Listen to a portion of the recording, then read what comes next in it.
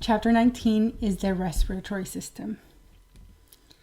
And before we start, the idea of the respiratory system is for us to be able to take oxygen that is in the atmosphere and send it specifically to our cells, because our cells need oxygen to be able to generate energy that is needed to do a lot of different things in the body.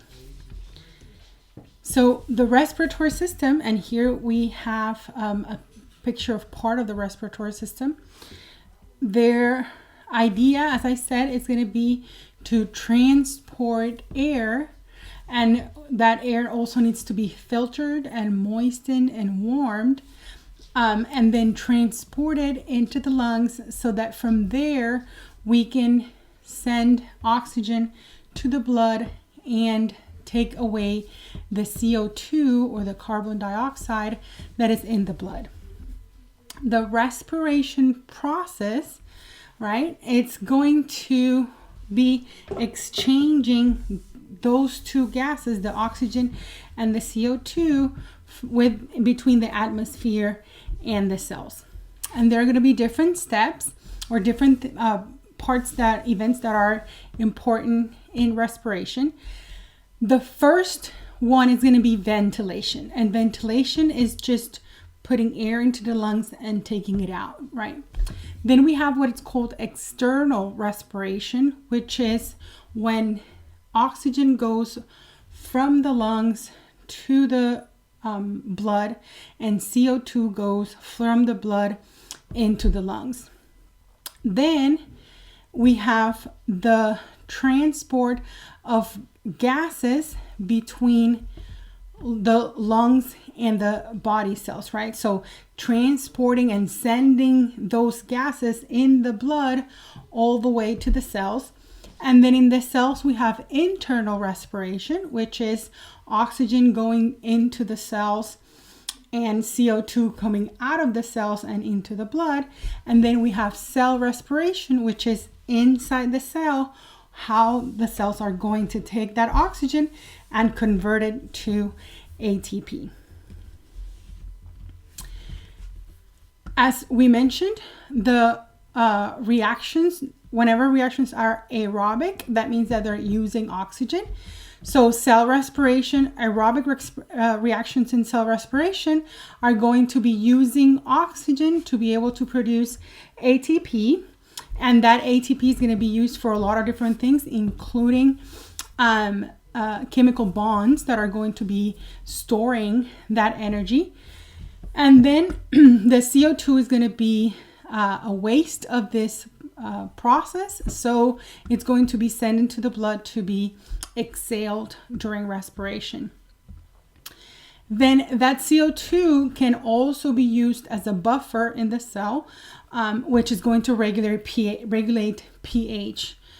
So how acidic or how basic your blood is, it's going to be regulated by CO2. And if CO2 combines with water, you can form carbonic acid, which is important as an important buffer in the blood. So the respiratory system is going to provide the oxygen for those reactions, and the CO2 is going to be eliminated by the respiratory system to maintain pH. And we'll talk later about what happens when you increase CO2 concentration in the body and how that can make your body acidic if you increase the concentrations of CO2. There are different organs that are going to be important for the respiratory system. Air normally goes in through the nose. We have also the sinuses that are going to be part of the respiratory system, that nasal cavity, right? Then we have the pharynx, which is kind of like the back of your throat, right? Then the respiratory system continues into the larynx. And if we were talking about the digestive system, we would go down the esophagus. So here's where they split esophagus to the digestive system and larynx to the respiratory system. And the larynx then turns into the trachea, and that trachea divides into bronchi. Okay? From the trachea up is what we call the upper respiratory system or respiratory tract. And from the trachea down, so from the trachea to the bronchial, what it's called the bronchial tree, it kind of looks like a tree. So it's the bronchus, the primary bronchus and bronchi, and from there the rest of the divisions and the lungs. Those are going to be the lower respiratory tract. The trachea itself, right? The trachea itself, it's a tube, right? It's flexible, so it can, it's not stiff, but to prevent its collapse, it has this rings in the shape of a C that go from front up. So here, what you see in the picture is kind of like the back of those C-shaped rings. Each one of these is a C-shaped ring. Let's see. So each one of this, it's a C-shaped ring, right? And they're there to prevent collapse of the trachea. And then the trachea itself is going to be lined with cells that have cilia, and they help actually move mucus out of the lower respiratory tract. And they're also going to be goblet cells that are going to be important for producing mucus in that trachea. And the trachea itself, as I said, is going to then separate into left and right main or primary bronchus, and from there they keep branching out, and we have the lobar bronchus, and then we have the terminal bronchus. We'll talk about those in a little bit later. So here, the bronchial tree, right?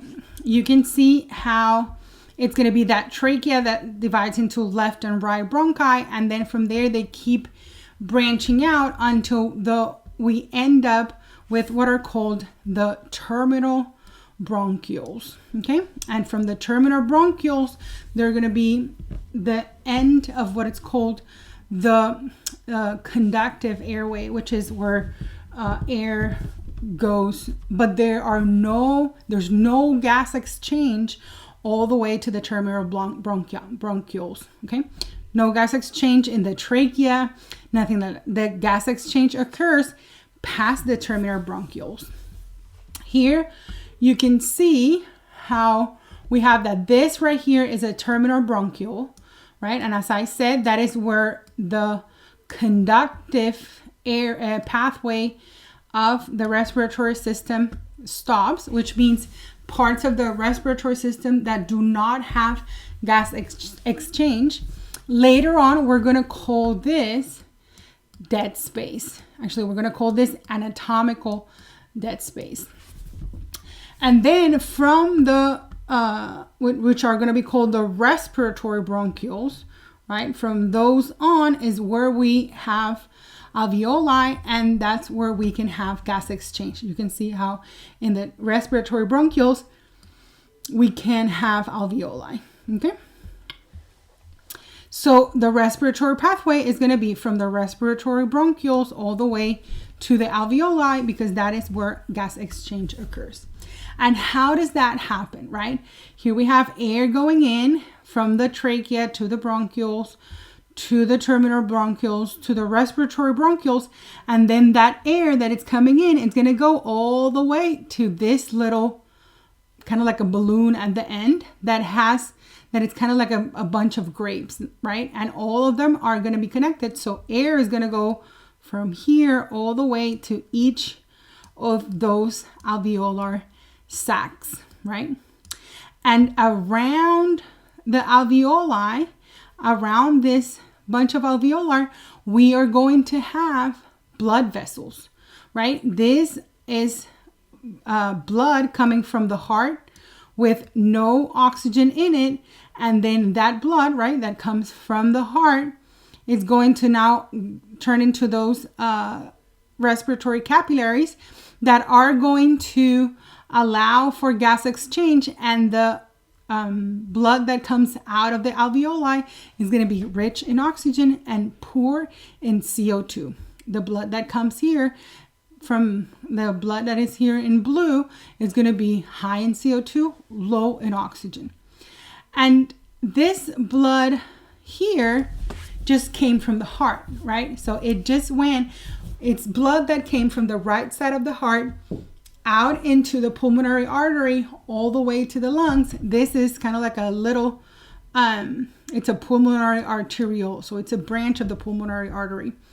And as I said, that blood is rich in CO2, low in oxygen. Then it's going to go to, gas exchange is going to occur. So oxygen is going to go into the blood. CO2 is going to get out. So the blood that is going to be leaving is going to be very rich in oxygen and very low in CO2. Here's that kind of like a zoomed in of that. And here again, we have that blood coming in, which is going to be low in oxygen, rich in CO2, right? So once it gets to the alveoli sac, that tissue that forms the alveoli is very thin. It's actually a simple squamous. So it's going to allow for the CO2 that is rich in this blood to go into the alveoli, and the oxygen that is in that air that we breathe in, that oxygen to go into the blood. So by the end of that blood going through the alveoli, when it comes out, it has all the oxygen that it absorbs from the air, and it has released all of its CO2. So now that blood is ready to go to the left side of the heart and out into the body to reach the cells, so that internal respiration can occur. So this right here is external respiration, right? And ventilation is just bringing the air in and out.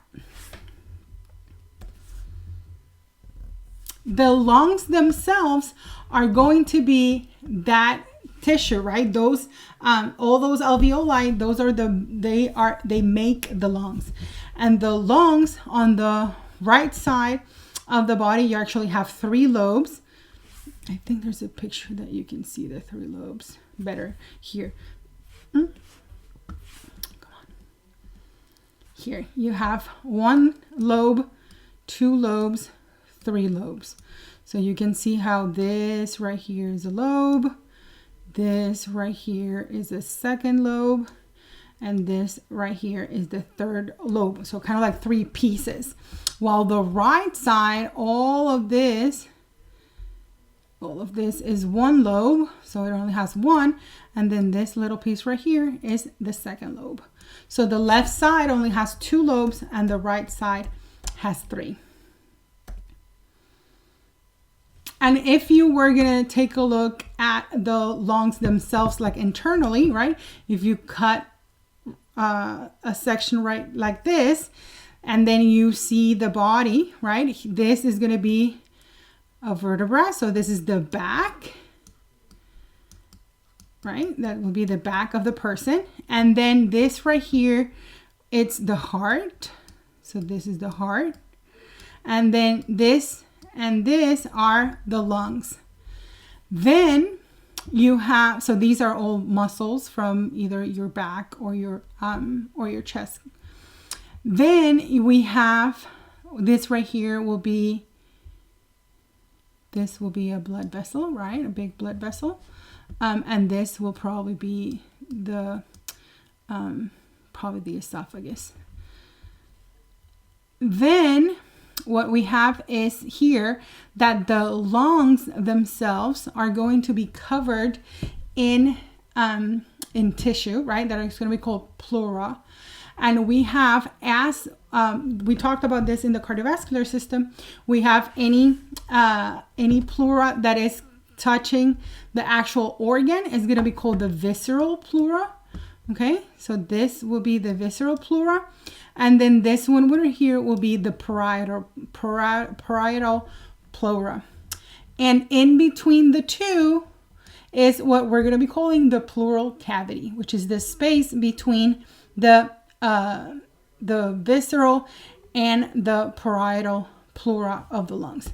And that is going to be important when we talk about respiration, when we talk about changes in pressure that are going to allow our lungs to inflate or deflate. And we're going to talk about respiration on the next video.